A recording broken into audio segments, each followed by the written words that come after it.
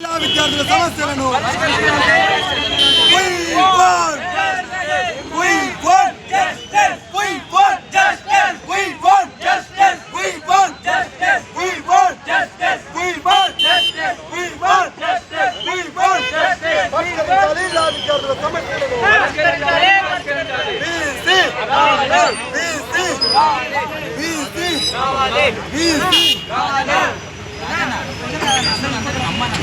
విద్యార్థులము 3వ సంవత్సరం చదువుతున్నా. నా పేరు కోడబాగ రాజు.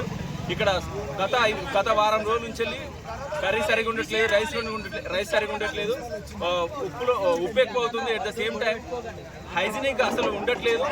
వర్కర్స్ ఎప్పుడు టైం రావట్లేదు. కొంతమంది తాగి మరీ వంట చేసి చాలా అభాగ్య పాలు చేస్తూ అసలు సిసలైన భోజనం పెట్టకుండా నాసి రకమైనటువంటి బియ్యాన్ని వాడుతూ ఎంత మాత్రం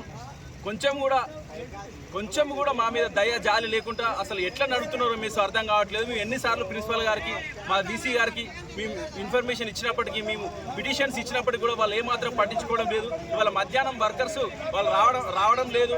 ఎందుకంటే వాళ్ళు వండే స్థితిలో లేరు. వాళ్ళు ఆబ్సెంట్ అయ్యే పరిస్థితి ఏర్పడింది. కాబట్టి మేము అందరం విద్యార్థులం Osmania university of law college 3వ సంవత్సరం 5వ సంవత్సరం విద్యార్థులు అందరం రోడ్డు మీదకి వచ్చినాం. ఈరోజు మాకు న్యాయం జరగాలని, correct right to food and education, right to food and health అనేది ఒక ఫండమెంటల్ రైట్. కాబట్టి దానికోసం మేము పోరాడుతున్నాము. దయచేసి ప్రతి ఒక్కరు మాకు సహకరించాలని, మా సమస్యలు మీ వెంటనే వీసీ గారికి, vice chancellor of Osmania university, అదేవిధంగా Osmania university law college principal గారికి మేము మనవిస్తున్నాము.